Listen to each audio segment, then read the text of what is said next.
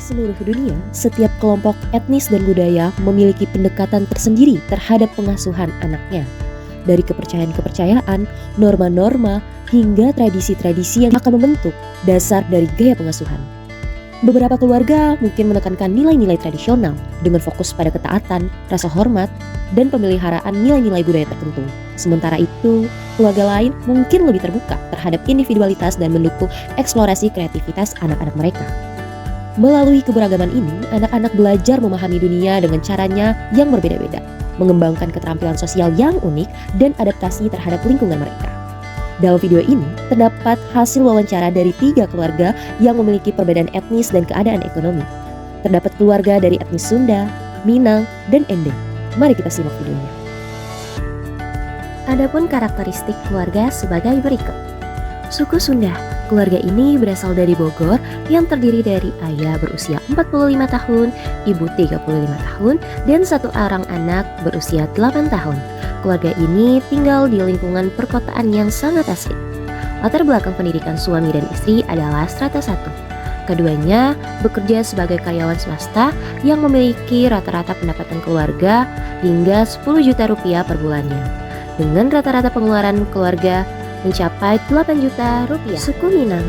Keluarga ini berasal dari kota Jakarta Timur yang terdiri dari ayah berusia 49 tahun, ibu 47 tahun, dan memiliki 3 orang anak. Keluarga ini tinggal di daerah perkotaan. Latar belakang pendidikan suami dan istri adalah diplomatika. Suami bekerja sebagai karyawan swasta dan ibu bekerja sebagai IRT. Rata-rata pendapatan keluarga per bulannya mencapai 5 juta rupiah dan pengeluaran keluarga sebesar 3 juta rupiah per bulannya. Suku Ende, keluarga ini berasal dari daerah Kota Bogor yang terdiri dari ayah 48 tahun, ibu 47 tahun, dan memiliki 2 orang anak. Keluarga ini tinggal di lingkungan perkotaan. Latar belakang pendidikan suami dan istri adalah SMA. Suami bekerja sebagai karyawan swasta dan ibu bekerja sebagai IRT. Rata-rata pendapatan keluarga mencapai 5 juta rupiah per bulannya, sedangkan rata-rata pengeluaran keluarga per bulannya mencapai 4 juta rupiah.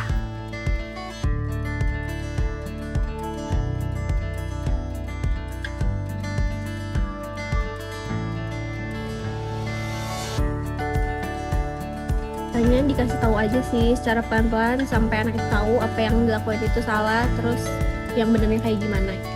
Kita harus tenang menghadapinya, sabar. Yang kedua, kita harus merangkul, memeluk anak tersebut. Kita menanyakan apa yang terjadi. Kita mendengarkan harus dengan hati yang legowo. Jika penjelasan anak tersebut bagi kita salah, kita tidak perlu langsung memukul. Anak tersebut pun pasti mempunyai alasan tersendiri. Nah, kalau sudah seperti itu, baru kita merangkul, memeluknya sambil menjelaskan, bertatapan.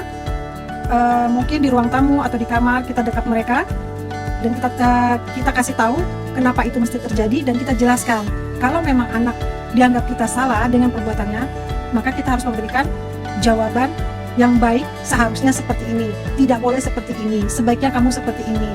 Jadi tidak boleh hanya keinginan dia padahal anak tersebut adalah salah. Kemudian kita mengajarkan bagaimana anak tersebut harus memperbaiki dari kesalahannya, mulai bertahap. Jangan sampai harus full dia bisa memperbaiki 100%. Kita juga harus mengajarkan bertahap-tahap.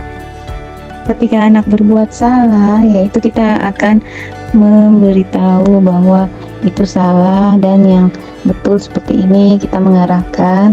Kalau udah beberapa kali berarti dia sengaja. Kalau misalnya 1 atau 2 kali berarti itu dia belum tahu ya. Jadi harus diberi pengertian begitu bahwa itu tidak boleh dilakukan.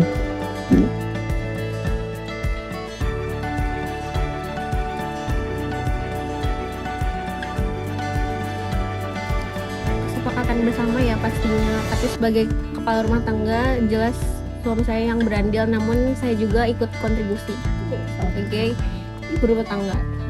Kesalahan yang terjadi di rumah sebenarnya bukan tanggung jawab hanya seorang istri ataupun suami saja. Jika suami sedang bekerja, kejadian posisinya ada di rumah adalah dengan bundanya, ya otomatis bundanya yang pertama harus menangani dan mendengarkan permasalahan yang terjadi di rumah apa dulu. Kalau itu istri bisa membantu menyelesaikan, berarti tanggung jawab istri saat ada di rumah. Tetapi jika permasalahannya berat, bagaimanapun itu harus kita utarakan ke suami. Kita duduk bareng, membicarakan permasalahan yang terjadi untuk mendapatkan suatu keputusan yang baik. Berarti untuk dalam satu rumah tangga bukan hanya itu adalah tanggung jawab istri atau suami saja. Intinya adalah keputusan suami dan istri harus ada komunikasi dan harus dicari solusi yang baik mengenai permasalahan yang terjadi. Mempunyai tanggung jawab untuk apa yang terjadi di rumah, dan semua punya tanggung jawabnya masing-masing. Jadi nggak dibebankan ke salah satu pihak, misalnya ayah saja atau ibu saja, tapi semuanya, ada ayah, ada ibunya juga, bahkan anak-anaknya pun akan punya tanggung jawabnya sendiri juga gitu, tentang apa yang terjadi di rumah dan apa yang harus disepakati bersama.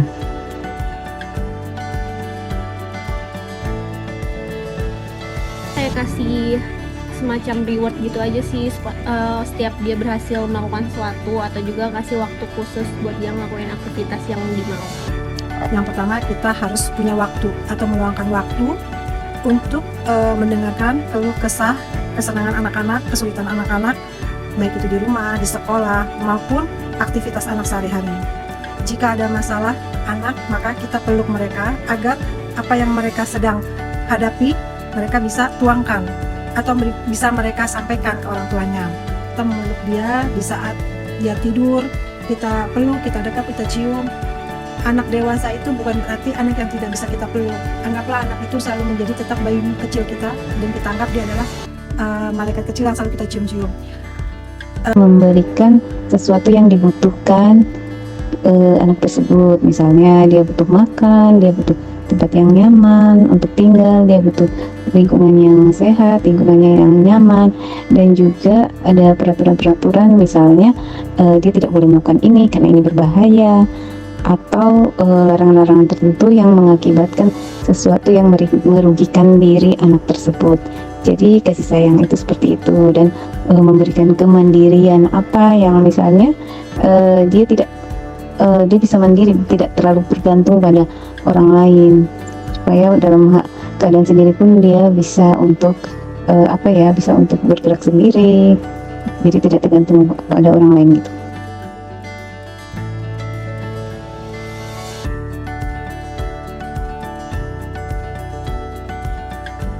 Pasti ya berkomunikasi selayaknya anak sama orang tua aja gitu, dikasih tahu juga, diajarin ngobrol yang sopan gimana sama orang tua gitu, yang aman terus nyaman juga gitu.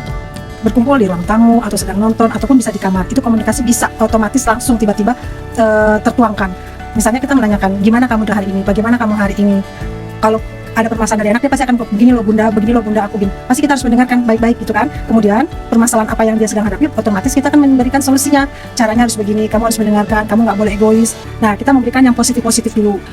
Kemudian dia akan biasanya dia akan menuangkan lagi, oh nggak bisa begini. Biasanya perdebatan itu pasti ada. Kita mendengarkan dulu perdebatan itu, jangan kita juga ikut emosi dengan permasalahan yang dia hadapi. Tetapi kita dengarkan, itu namanya argumennya dia itu seakan-akan merasa dia itu benar. Tetapi kita sebagai orang tua itu harus netral. Tidak bisa namanya kita berhidup berkomunikasi satu dengan yang lain. Kamu harus menerima. Kalau kamu ditegur, kalau kamu salah, ya kamu harus terima dan kamu koreksi diri sendiri. Kalau kamu nggak kurang dengan koreksi diri sendiri, kamu bisa tuangkan ke teman dekat, ke orang tua.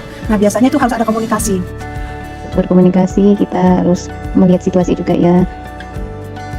Melihat situasi juga, kira-kira bisa disampaikan gini apa tidak, hal-hal yang kira-kira kurang aslinya.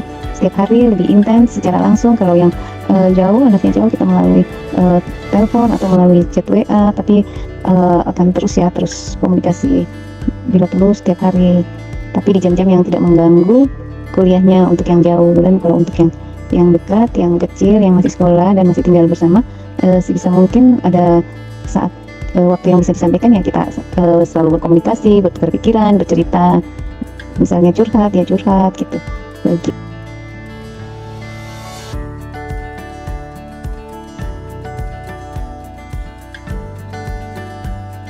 Pengasuhannya saya juga ngasih aturan, tapi nggak sepihak dari saya gitu. Biasanya juga saya tanya kira-kira suka gak sama peraturan yang saya kasih gitu. Kalau misalnya nggak setuju, ya dicari lagi alternatif lainnya gitu. Kayaknya yang kedua ya, yang tadi dijelasin otoritarian. Ini mempunyai anak 3.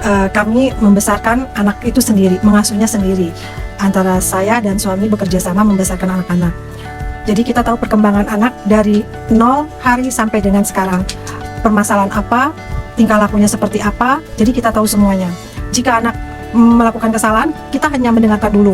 Tapi setelah itu kita memberitahu, itu pentingnya komunikasi. Kita arahkan, kamu begini, kamu salah nak, kamu begitu salah nak, jangan seperti itu. Jadi kita kasih masukan-masukan yang positif untuk anak-anak.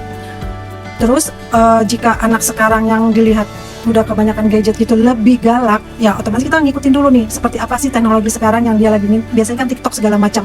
Nah itu kan benar-benar membuat anak tuh kayaknya lebih berkuasa gitu ya tentang handphone. Kita dengerin dulu, tapi kita kasih batasan-batasan. Jika dia tidak mengikuti saran baik kita, ya kita tinggal kasih time untuk stop di handphone dulu. Intinya permasalahan anak itu kita harus tahu dan kita harus memberikan penjelasan atau solusi juga untuk anak untuk kedepannya lebih baik. Ya, tergantung dilihat, ada yang memang harus, jadi kita memang tidak harus, misalnya harus sholat 5 waktu, itu tidak boleh dibantah.